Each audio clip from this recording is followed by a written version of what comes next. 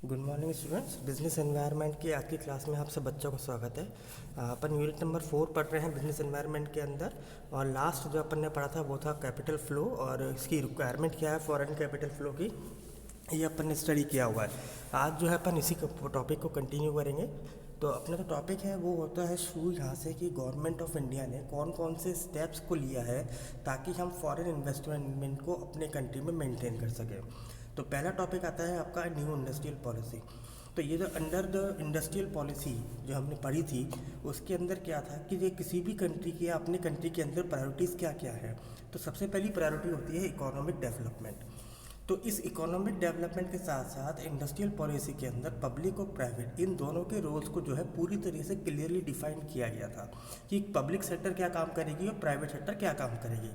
तो जो under the new industrial policy थी उसके अंदर जो इंडस्ट्रीज़ थी उनको लार्ज एक्सटेंट पे लाइसेंस और कंट्रोल की सुविधा दी गई थी, क्योंकि अपने यहाँ जो लास्ट इंडस्ट्रियल पॉलिसी बनी थी वो 1991 में बनी थी, जिसे हम लोग एलपीजी कह रहे थे।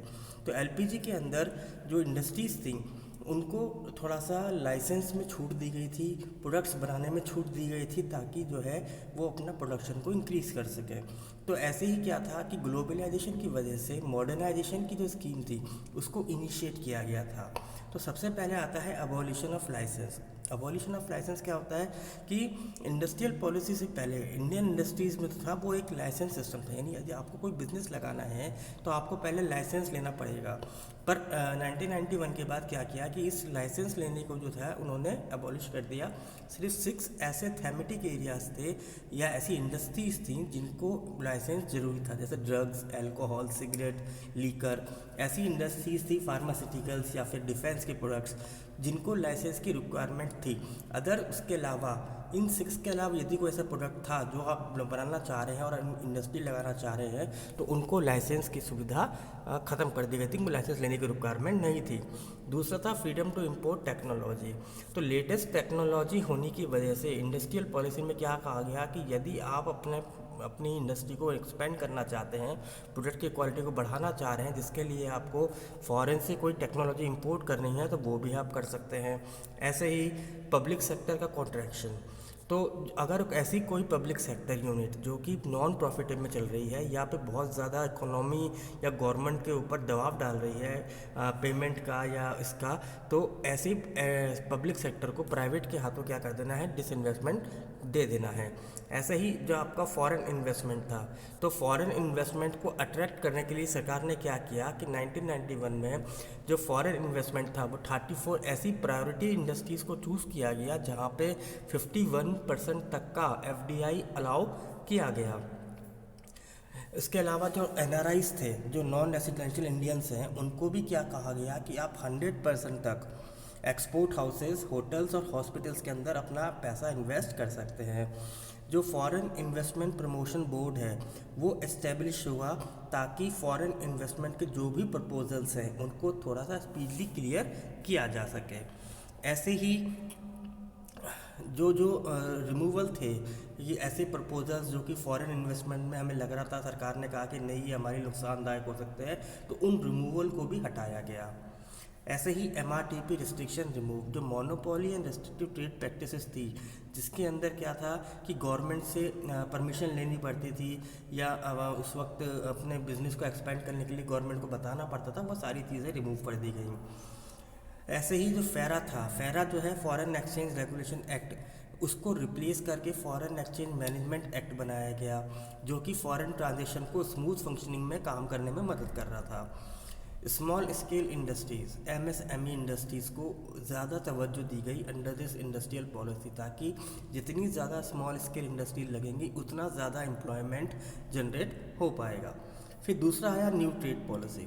तो ट्रेड पॉलिसी क्या था, वो पॉलिसी जिसके अंदर फॉरेन ट्रेड को, फॉरेन बिजनेस को कंट्रोल किया जा सके। तो लिबरलाइजेशन होने की वजह से जो ट्रेड पॉलिसी थी उसके अंदर काफ़ी ज़्यादा चेंजेस आए। किसके अंदर, फॉरेन ट्रेड के साथ संबंधित में। तो जो पहले के ओल्ड रिस्ट्रिक्शंस थे उनको हटा दिया गया। ऐसे ही इसके अंदर कुछ और कैरेक्टरिस्टिक्स थी, वो अपन वन बाय वन डिस्कस करते हैं। सबसे पहले कि यदि आप एक्सपोर्ट और इंपोर्ट करना चाहते हैं, जो सिर्फ पहले कुछ आइटम पे हुआ करता था, उसको छूट दी गई।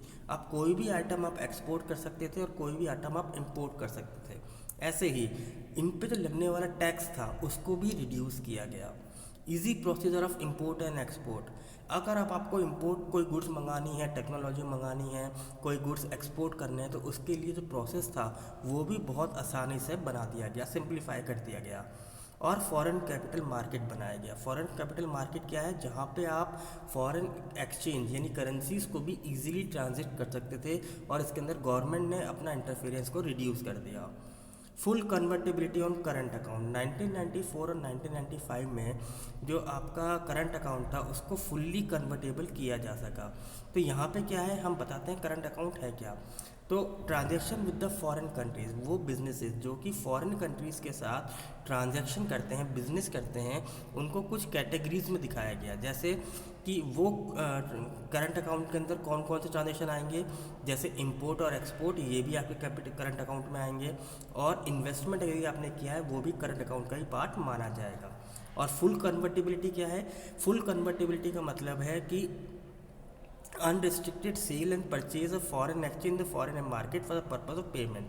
यदि आप फॉरेन मार्केट के अंदर करेंसीज़ के लिए कुछ भी करेंसीज़ को सेल और परचेज करना चाहते हैं तो आप इजीली उसको परफॉर्म कर सकते हैं, क्योंकि यहाँ पे गवर्नमेंट ने अपना रिस्ट्रिक्शन हटा दिया था, उनका कोई इंटरफेरेंस नहीं था।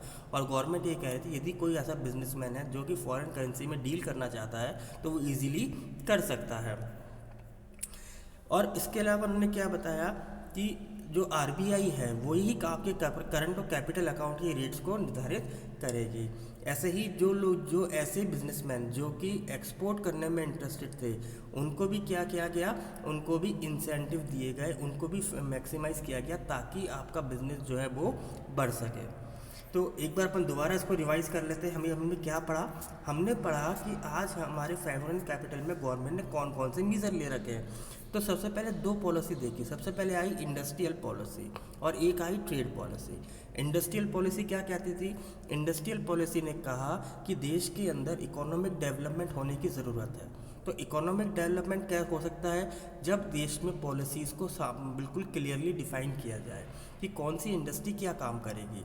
तो इंडस्ट्रियल पॉलिसी के अंदर पब्लिक और प्राइवेट इन दोनों सेक्टर को अलग अलग रोल्स एंड रेस्पॉन्सिबिलिटीज़ दी गई। उसके अलावा बिजनेस को बढ़ाने के लिए गवर्नमेंट ने क्या कहा कि यदि कोई पर्सन अपना बिजनेस को एस्टेब्लिश करना चाहता है तो वहाँ पे हमें लाइसेंस का जो हमने एक हर्डल क्रिएट कर रखा है उसको डिमोलिश करना पड़ेगा। पर फिर भी ऐसे कुछ इंडस्ट्री थे जो कि इंडियन सिटीजन से रिलेट करते हैं, जैसे डिफेंस, फार्मास्यूटिकल, लीकर, ड्रग्स। तो ये ऐसी इंडस्ट्रीज़ हैं जिसमें गवर्नमेंट ने कहा कि यदि आप ऐसा कोई प्रोडक्ट बनाना चाह रहे हैं तो आपको लाइसेंस लेने की रिक्वायरमेंट है, अदरवाइज़ आप कोई भी प्रोडक्ट बना सकते हैं और उसको बेच सकते हैं। अपने प्रोडक्ट की क्वालिटी को इन्हेंस करने के लिए यदि आपको कोई ऐसी टेक्नोलॉजी जो इंपोर्ट करनी पड़ रही है वो भी आप इजीली कर सकते हैं। वो पब्लिक सेक्टर जो कि जब प्रॉफिट में नहीं चल रहे उनको प्राइवेटाइजेशन में दिया गया। फॉरेन इन्वेस्टमेंट को बताया गया क्लियरली डिफाइंड कि वो क्या कर सकता है। तो फॉरेन इन्वेस्टमेंट के अंदर 34 ऐसे सेक्टर्स को बताया गया जहाँ पे 51% तक आप FDI कर सकते हैं। जो NRIs हैं वो 100% इन्वेस्टमेंट कर सकते हैं। कहाँ पे? हॉस्पिटल और होटल्स के अंदर। फॉरेन इन्वेस्टमेंट प्रमोशन बोर्ड बनाया गया जिसने ये कहा कि कोई फॉरेन ट्रांजैक्शन करना चाह रहा है तो उसके लिए प्रोसेस को स्मूथ बनाया जाए।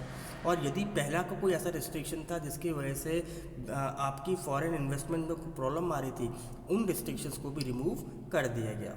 फिर आया MRTP के अंदर क्या था? यदि कोई बिजनेस कोई नया प्रोडक्ट बनाना चाह रहा है या एक्सपेंड करना चाह रहा है तो उसको गवर्नमेंट से परमिशन लेनी पड़ती थी। उस टाइम पीरियड पे इस रिस्ट्रिक्शन को भी हटा दिया गया और फेरा की जगह FEMA बनाया। फेरा क्या था? Regulation act, foreign exchange regulation act. तो उसके बदले में बनाया गया मैनेजमेंट एक्ट। तो यहाँ पे भी प्रोसेस को स्मूथ बनाने का काम गवर्नमेंट ने किया। जो स्मॉल स्केल इंडस्ट्रीज़ थी उनका डेवलपमेंट ताकि वो प्रॉपर तरीके से वर्क कर सकें और एम्प्लॉयमेंट जनरेट कर सकें। ट्रेड पॉलिसी के अंदर सभी रिस्ट्रिक्शंस को हटाया गया और ऐसा एनवायरनमेंट क्रिएट किया गया कि कोई भी बिजनेस यदि फॉरेन करेंसी में डील करना चाहता है तो वो इजीली उसको कर सके। और उसमें RBI ने अपने रेट्स को भी क्या किया? निर्धारित कर दिया। तो आई होप बच्चों कि आपको टॉपिक समझ में आया होगा। Thank you very much.